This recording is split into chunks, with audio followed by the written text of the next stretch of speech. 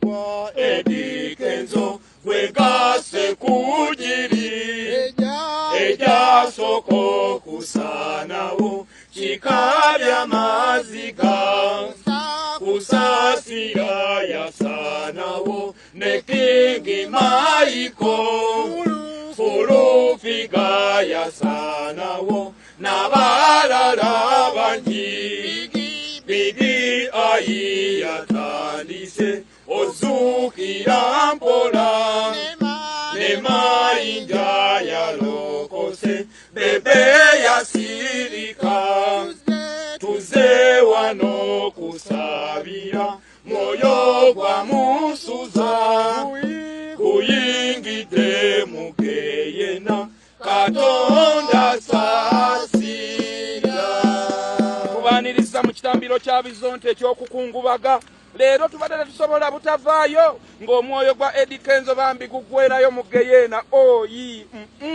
fe Bizonte ebina Mukama bye yasindika gye muli nga tuli batukuvu oluvannyuma lw'otuyiwako amafuta ag'enjawulo ne tubeera batukuvu nga bwe mutulaba. Kale ne leero tuutuno mwenna abafuuna abalamu nammwe abakyatambula eyo naye nga mwafa. Saabazonto tutwale mu maaso n'ekitambiro.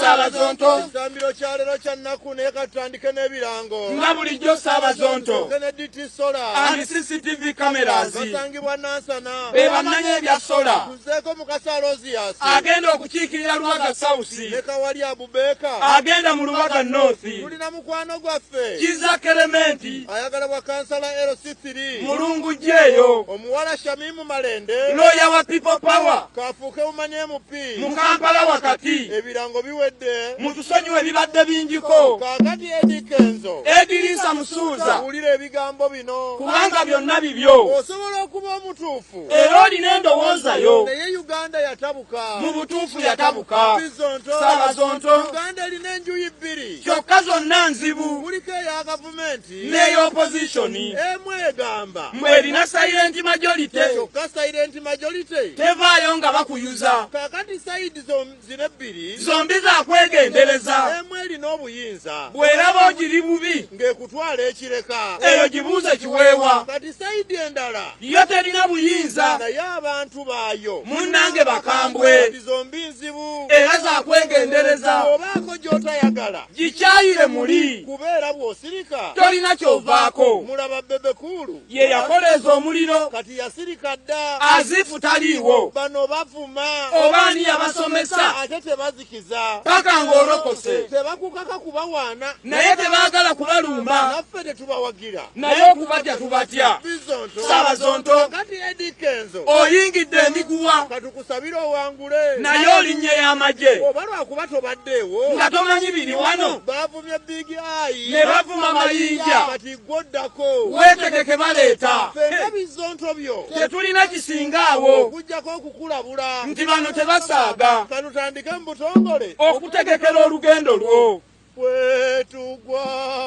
bwetugwa byonna tubireka bwetugwa tugenda feka biiti zandibanga zikomye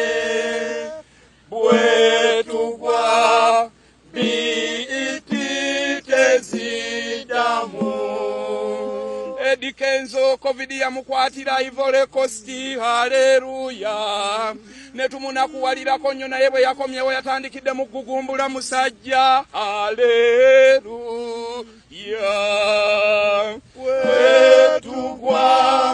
bwetugwa byonna tubireka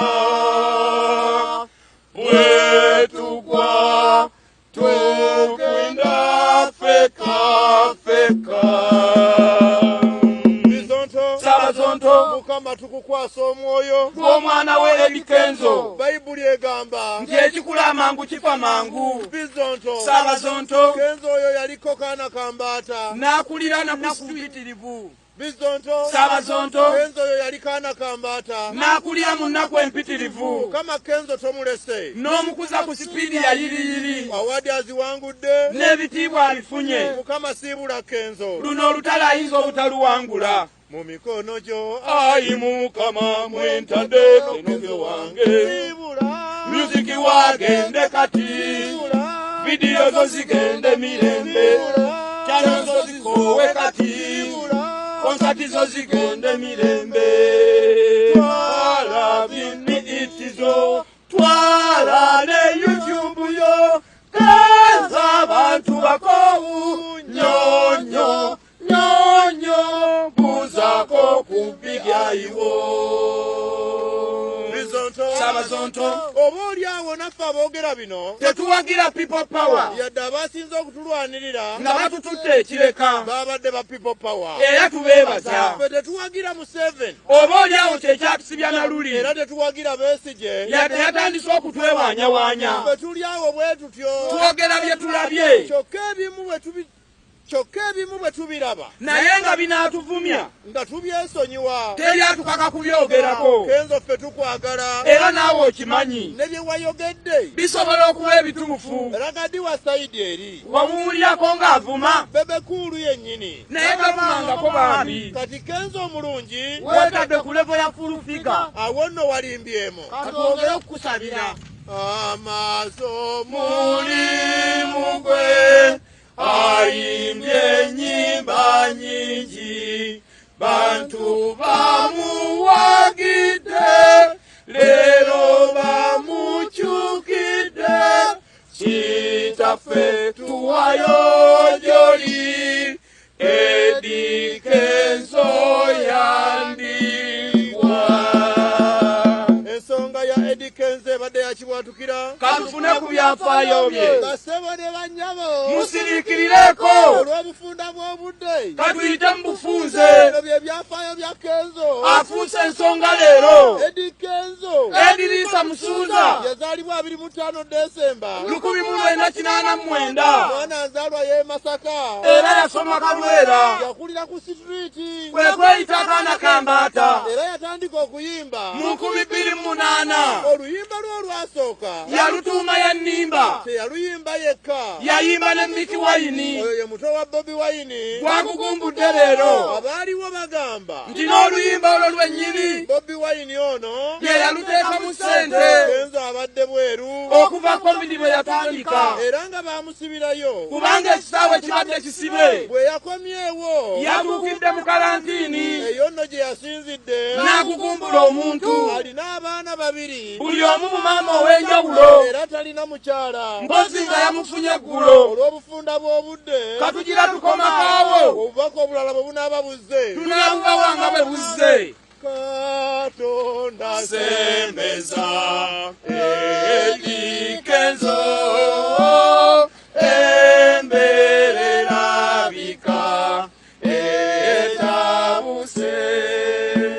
bantu banyivu nnyo bagamba mbuyalya Kenzo tubulire oba walya kyokka bw'oba walya weeyogere ogambe mundeke lyekumane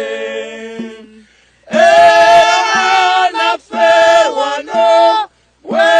wetuliye zaffe bajja kutuvuma tukimanyi mwena mukimanyi teri muntu ayinza kugoba biliyoni ensobye yiwamu kumala kuzirya novayo novuma mulujjudde Eddie Kenzo gy'oli gye tujja Omukama Katonda akutukuumire